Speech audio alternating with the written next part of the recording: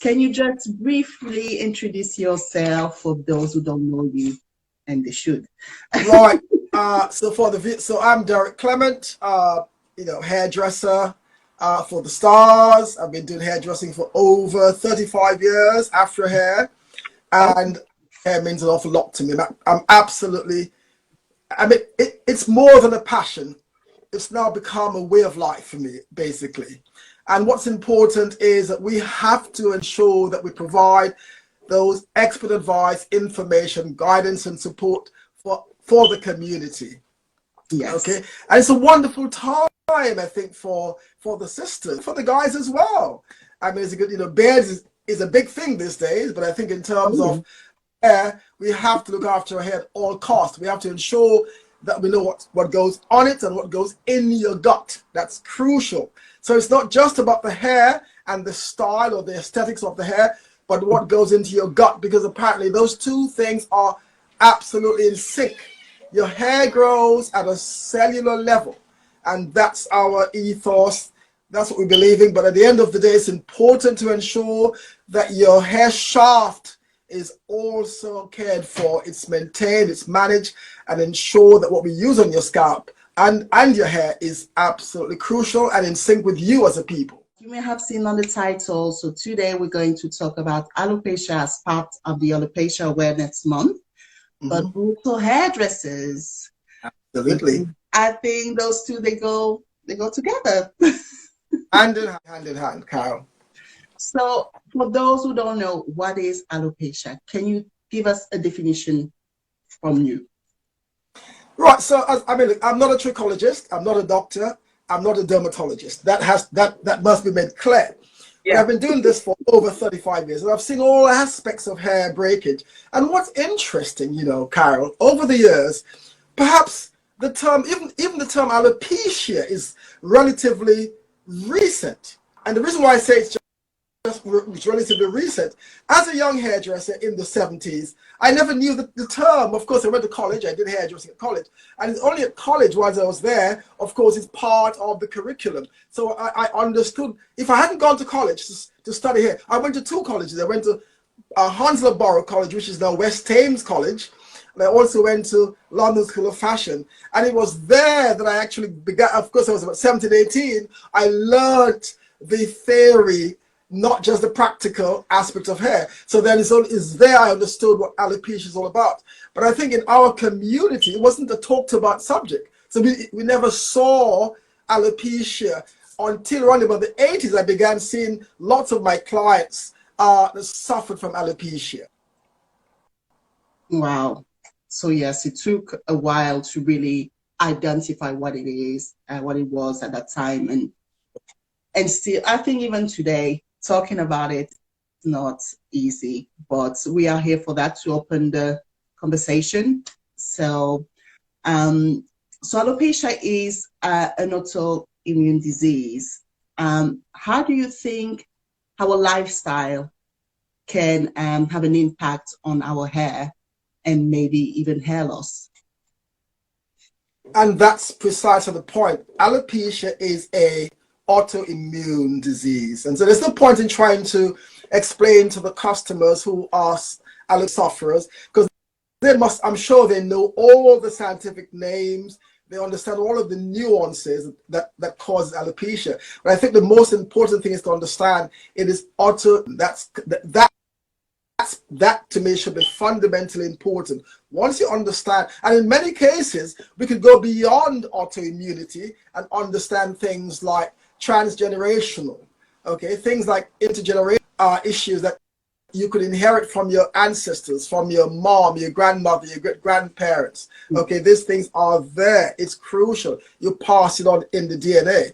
But understand this, it is absolutely, it's important to understand what autoimmune is and how it affects your alopecia. Because once you are suffering from autoimmune, then fundamentally it's going to affect your hair or the sebaceous glands, because of the inflammation that's therein.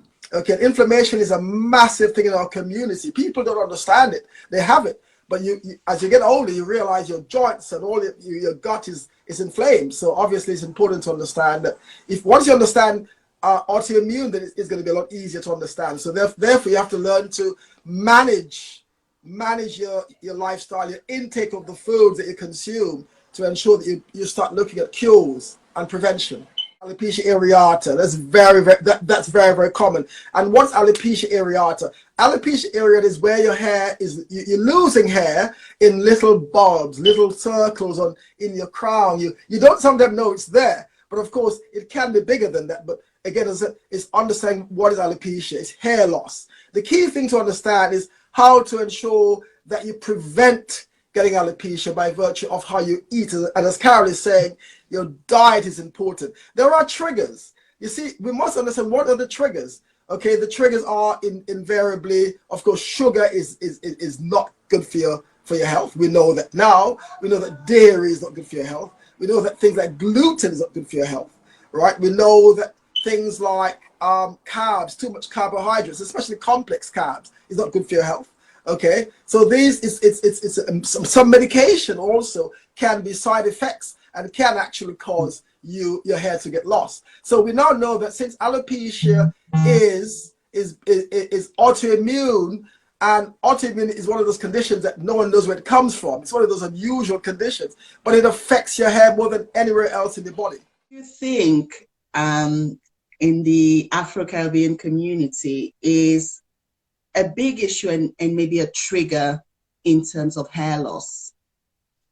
Has to be diet. I think diet is fundamentally important. It's not easy to acquire a good diet. The things that we like is sometimes very affordable, and the things that we like is something cultural. I like yam and bananas. I like saltfish, but that's not always good for you. Okay, I love things like, for instance, just rice and peas with chunks of meat. But I've learned that these things are not good. As I get older, it's not good for my system, so I cut them out completely. I don't use dairy. Dairy is a major obstacle in terms of, it's not healthy for you. So you got to cut your dairy out. It's important. Sugar, again, you've got to watch what you eat in terms of the fiber. You have to ensure that you consume lots of fiber. If you consume too much dairy, it's going to trigger any kind of hair loss issue, because, as I said, it's all based on autoimmune, and autoimmune conditions are exacerbated by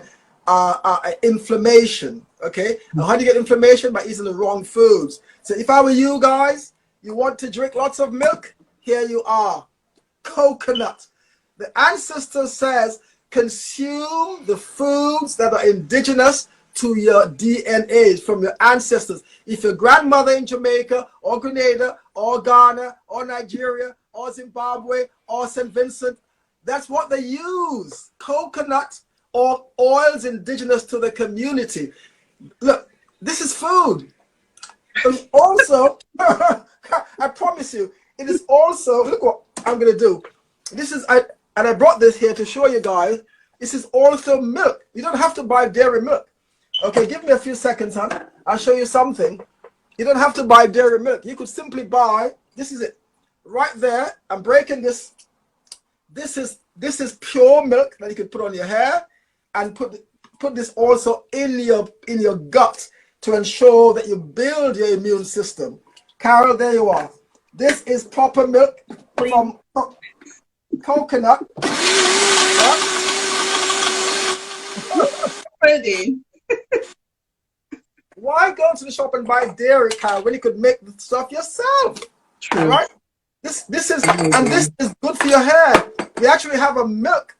Look, there you are, Carol. Thank you. Carol, am I mad? Carol, we have to learn to eat properly as a people. Our ancestors do this. There you are. What? Look. Milk. Carol, this is milk. And you drink this.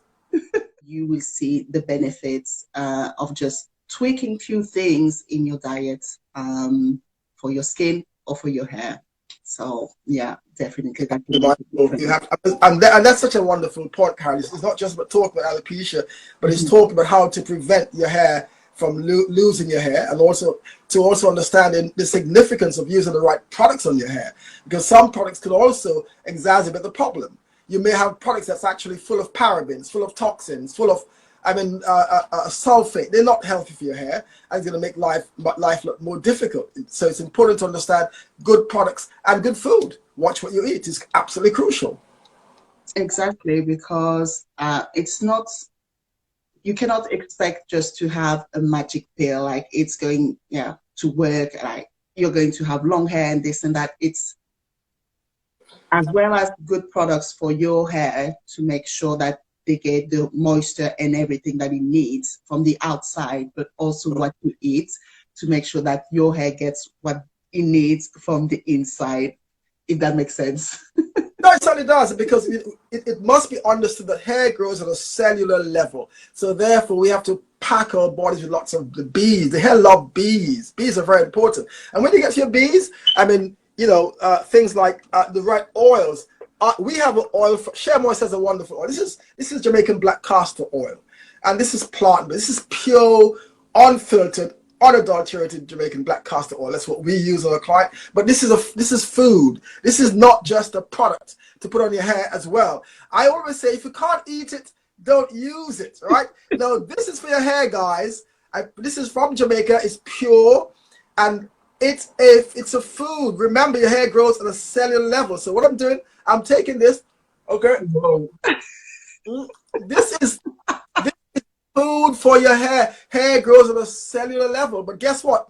At the end of the day, what do I do? Okay. Now, I don't have the hair on my head, but I love my beard. I love my beard. And what I do, Carol, this is, if you can't use it in your system, don't put it on your hair, right? So there you are. So what I do now, my beard, this is interesting because we're talking alopecia and hair loss. Would you believe I love to scratch my beard right there, Carol? I don't know, I just love to do that when I'm working. And as I'm scratching my beard, I'm like, bloody hell, my beard's getting thin.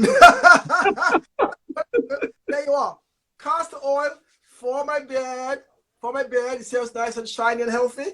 All right, and it goes on my body, it goes on my skin. So if you can, so Shea Moist 9 does provide that option as well. Right, we are all about food, what you consume. So to arrive at healthy hair, and if you are going to prevent hair loss in the future, because bear in mind, autoimmune, and that simply means that what's autoimmune? It means that your body cannot fight. Your body is fighting itself, okay, which is really a peculiar condition. When your body fights itself, you have no immunity, and therefore it attacks your hair cells, right? So we have to learn now to build our immune system by using the right things. In this culture, we use too much of one thing, too much sweet, all right? In the Caribbean, we have a balance. We have to use sweet, sour, and bitter, all right? Now, we also have a wonderful product in Shea Moist. We provide the bitter stuff for you as well. This is all plant-based, okay? The blood needs some bitterness, not just sugar, because the more sugar you consume, you are going to challenge your immune system. And you remember, alopecia, what causes alopecia fundamentally is autoimmune. If you have a poor immune system, you need to get your immune system boosted. And the only way to do that, guys, is to consume the right foods. As we are now saying, there are triggers. If you consume the wrong type of food, too much sugar, too much dairy. I know people love the butter, they love the cheese, but you don't have to use butter. You could use avocado, right? Avocado is nature's answer to butter, right? And there's lots of bees in there, because we know, now, see, we're talking about alopecia, but we know what alopecia is, it's hair loss, right? But we don't have to learn to try to prevent the hair loss and build our immune system before things get worse. Okay, now if you have hair that's broken, the scalp is damaged, it's scarred because of alopecia areata, but I wouldn't go any further on top of CCCA, which is a really extreme type of alopecia, and it's very difficult to cure. Okay, or even alopecia universalis. But alopecia areata does come back. Okay, and the reason why I'm saying that, I have had alopecia under my chin where my hair literally fell out, okay? And guess what? It grew back. So I know that alopecia areata can come back, but we have to watch what we eat. We have to feed our hair internally to get the best from it externally. So If you are going to, so get rid of all those things like butter, milk, cheese, bread, white bread, things like dairy. Look, these products have nutrient, right? Plant-based nutrient is going to help your hair to grow back healthy and maintain healthy hair. Simple as that. It's fundamentally based on autoimmune. You have autoimmune, your body cannot protect itself against diseases and chronic conditions like alopecia and even lupus. It's very important to understand that. I think hairdressers or barbers should do if they notice any bald patch, or if they notice that the customers, the clients, that their hair is thinning, what should they do?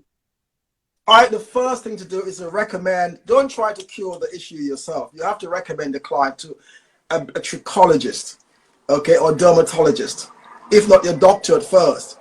And preferably, it may sound a bit funny, but I would say a black dermatologist or a black trichologist, because they would understand. Because you see, when you go to the conventional man or the GP, he's going to tell you the obvious. He's going to say to you, well, it's because you're braiding your hair too tight. It's going to say the obvious things like, and that's fundamentally true, because braiding, if it's done too tight, can actually cause traction alopecia. And traction alopecia is massive in our community. Or somebody says, healthy and balanced diet. Who said this? Herrick's. Oh yeah, Herrick said a healthy and balanced diet. That's fundamentally important. Now, go to your doctor, preferably a black doctor, go to your trichologist, preferably a black trichologist, and go to your dermatologist, preferably a black one. Because why? They understand the problem.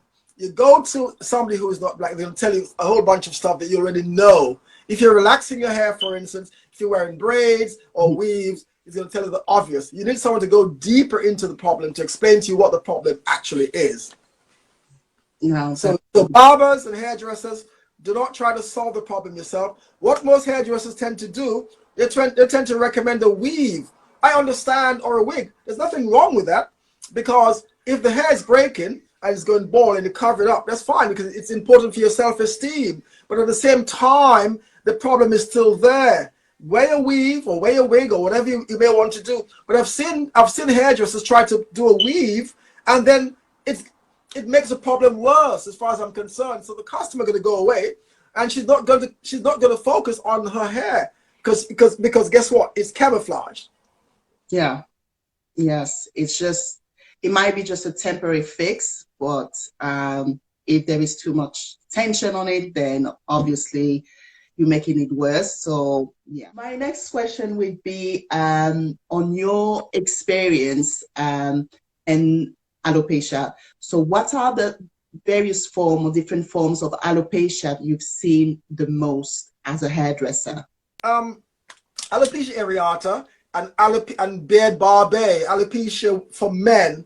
I've only seen myself. I've seen lots of young guys when I was in the States with it, and in particular students, people who are studying. Of course, they're highly stressed, and of course, people that have stress. Period. You are going to see some hair loss, but the most common alopecia I see is traction alopecia. It's very common with the weave, rubbing at the hairline, okay, or the braids. The braids has been done too tight. It's so obvious. The hairline is gone. In many cases, it's traumatized. It may never come back, but in most cases, there's life there. So alopecia, traction alopecia is what I see most of the time.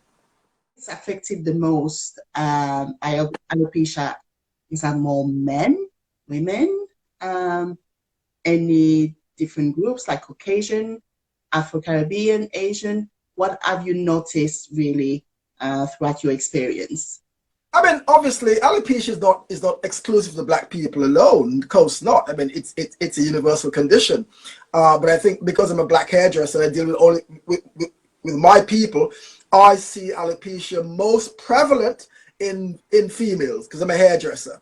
All right, I do barbering as well, but I see alopecia most prevalent in women, and it's absolutely, in my opinion, it's become pandemic. Another type of alopecia I have noticed is, as I said, the CCCA at the crown, where the hair, and that could be ancestral, all right. But I know for a fact that if you're on medication, in particular, if you're on high blood pressure medication, your hair at the crown is going to go. Right? And I always can tell if my customer comes to me and the hair of the crown is breaking, my first response is, are you on medication? And if you are you taking medication for high blood pressure? If she, I know she's going to say yes. And when she says yes, I know for a fact that's it. Yeah. Absolutely. That's a problem right there. Because high blood pressure medication is a calcium blocker. Guys, your hair needs nutrient to grow. And in that lineup, calcium is absolutely important. Zinc is important. The vitamin D, which is the hormone, and the supplement is also very important. And if you're lacking in those supplements and hormones and nutrients, your hair's going to break. But in particular, if you're on high blood pressure and you're taking high blood pressure medication, it is likely that your hair would break right. It somehow breaks at the crown. That's where it's more prevalent. Do you think the number of people showing the sign of alopecia or having alopecia has increased throughout the years? I think it has, again, because we're talking lifestyle. I mean, it's not easy these days to consume. In the olden days, our ancestors, in people from the Caribbean, as far as I know, used to take lots of supplements, right? And there's a supplement which is quite good. Supplements are very important. That was common. Things like, again, as I mentioned, the castor oil. Every child grew up on castor oil in the Caribbean and in Africa, right? So these would have protected you and boosted your immune system. I'm wondering nowadays, because we've become so sophisticated and we are not predisposed as much to good foods. Of course, the foods are there. They're lovely to look at. They're in the supermarket, but they're dead. You know what I'm saying? They're dead. So evidently, that may be the problem, because most of the children, as we know, they consume so much sweets, so much chocolate, right? By the time they get to 21 and 25, they've got no immune system. And so therefore, they are very, very, very vulnerable to hair loss and hair breakage. Consume the foods that have healing properties in them to ensure that our hair and our immune system is boosted and protected. And the reason why hair loss is so pandemic, because we must understand, it's all very well said I've got alopecia, but understand what's causing the alopecia. It's an autoimmune condition that no one knows where it comes from, and it attacks your hair cells. Yeah. And because your hair grows at a cellular level, it cuts off your hair, and you're in this telogen stage where the hair grows no longer, right? So it's very, very important to understand, guys. It's a wonderful word, it's alopecia, but what causes alopecia? Autoimmune condition. And try your very best to boost your immune system at all costs. It is not just about what goes on your hair, but what goes in your stomach. That ultimate, because bear in mind that this is the hair. That's a strand of hair, Carol. That's your scalp. This is a strand of hair. Hair grows there, not there. This is just the hair shaft. All right? But the hair is there at the root. It dips in the bloodstream. This is the bloodstream. And in that bloodstream, there must be that bloodstream should be healthy. Healthy, clean blood. And how do you get healthy, clean blood? By eating the right foods. Exactly. Okay? The hair root dips into that bloodstream, and it gets all its nutrient. So it's important to understand that, guys, is what you eat. Hair grows at a cellular level, but it's also important to look after your hair from without, the hair shaft. You have to ensure that the products are plant-based or is consistent to you as a people. So we use the Jamaican black castor oil for all our product ranges. Another fundamental thing is to ensure to our customers or our viewers, do not shampoo your hair so many times. Yes. If you're going to shampoo your hair, I keep saying to my folks, shampoo your hair gently with a gentle shampoo. And there it is. Shea Moist 9 provides a gentle shampoo. It's made from the Jamaican castor oil plant-based extracts, and it's very gentle for the hair. Okay, there's no parabens, no sulfates, no mineral oil. But I still recommend you shampoo the hair just once, right? But guys, you could shampoo your hair as many times as you like using the co-wash. That's a shampoo. That's a shampoo. There's no lather in this. I know you like your lather, so use your shampoo. Use your shampoo once, one jet of shampoo, but continue the shampooing process using the co-wash. Yes. Okay, because that's moisture. What does hair need, guys? And the reason why you may have lost your hair or you're losing your hair because your hair is not getting enough moisture. And the reason why the sisters have gone back to natural, the relaxers, the hair was deprived of moisture, hydration, and nutrient because the hair is dry. So you're going to grease your scalp. And those grease that you were using were not the right type of grease. They were just petroleum jelly, and they're no good. We don't call our grease anymore. We call them hair foods because guess what? They're made from nature. This is made from hemp, and it's antibacterial. Right. So having washed your hair having done the first shampoo with our shampoo and the co-wash, we now ask you to use a hair mask. And the reason, the science behind that procedure is that you're adding moisture, nutrient, and you're adding hydration to your hair. So you mask the hair, and then finally, guys, you condition the hair. So we believe it may sound like a lot. If you're gonna, and we call this tier 1, by the way, Carol.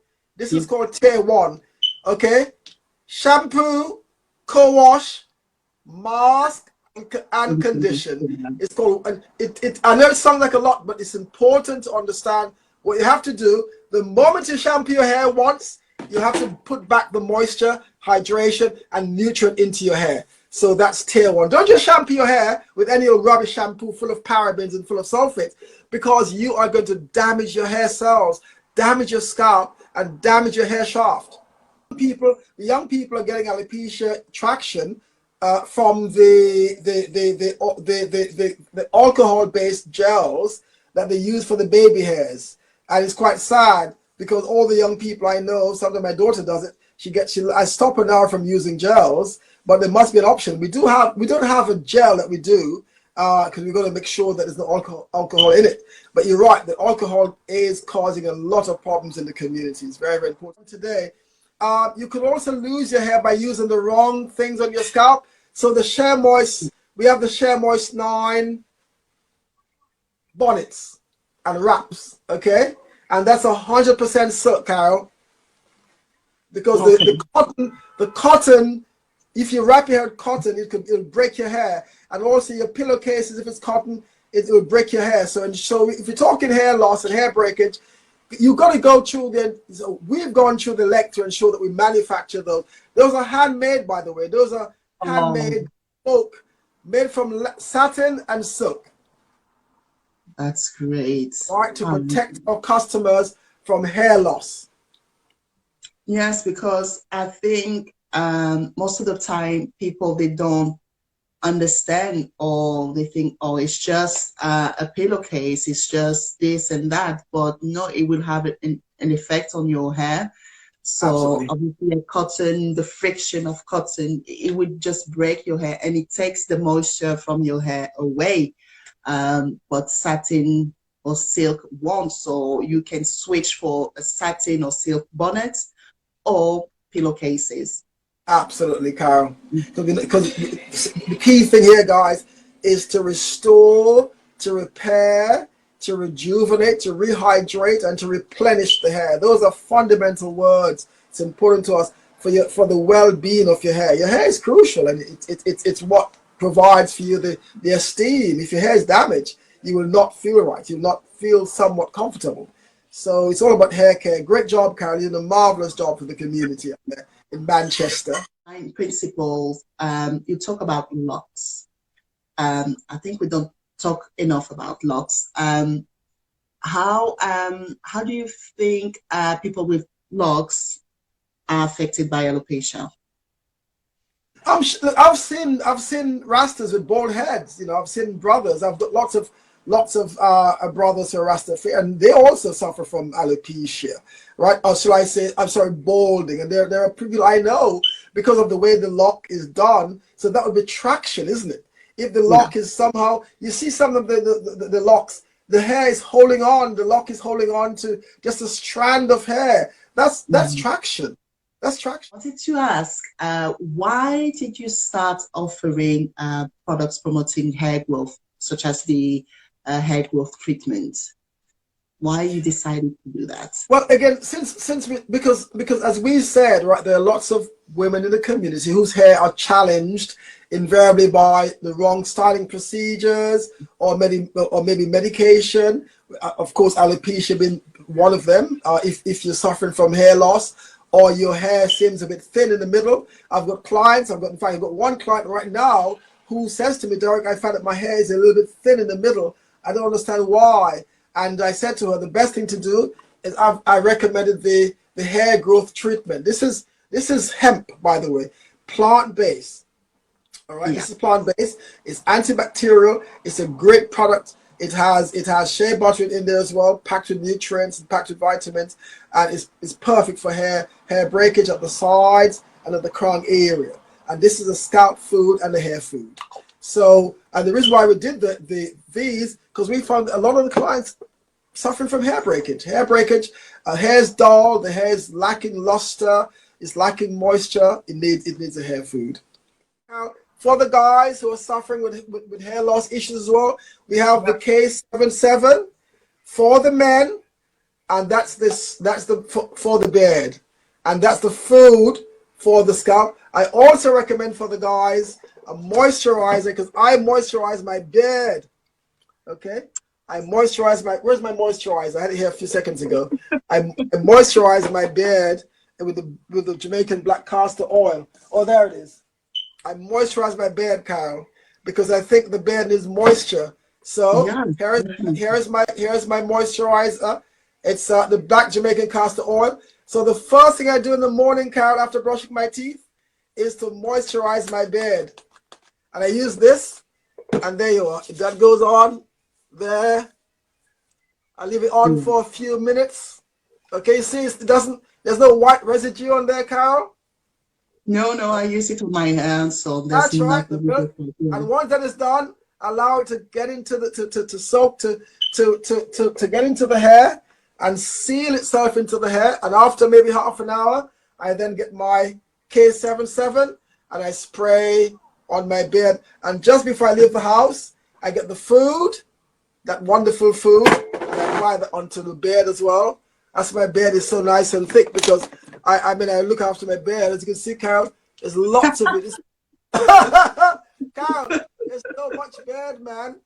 That's the products making my beard grow. Live, I was explaining that you are currently writing your book. Yes. I wanted to know why you decided to write your book, and can you give us the title, please? Carol, the book is called Tress Trauma. And I wish I could read you a chapter from the book. It's not published as yet. It's at the publishers. It's on my phone.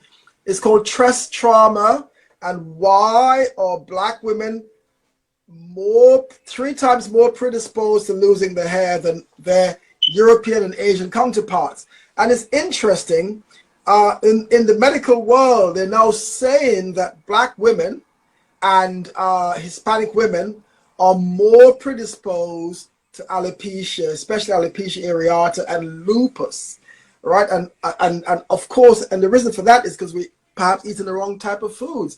We've moved away from our ancestral foods, and we're consuming lots of, over too much sugar and refined foods, right? Yeah. Too complex carbs, rice, and all that sort of nonsense. It does no good to our system, because we're now finding that we have no immunity to protect us, and as a result, we're losing our hair, because the first thing the immunity attacks is your hair cells. Okay, so it's important to ensure, guys, that you eat the right types of food. So my book is called Tress Trauma, by Derek Clement, and why Black women are 3 times more likely to lose their hair. And those are all the reasons. Those are all the fundamental reasons. So diet being one thing, bad hairdressing practices, the wrong hairdressing products that are not designed for our hair types. Okay, you have to, as I mentioned earlier on, if you want to talk to a dermatologist or a trichologist, go to a black dermatologist or black trichologist.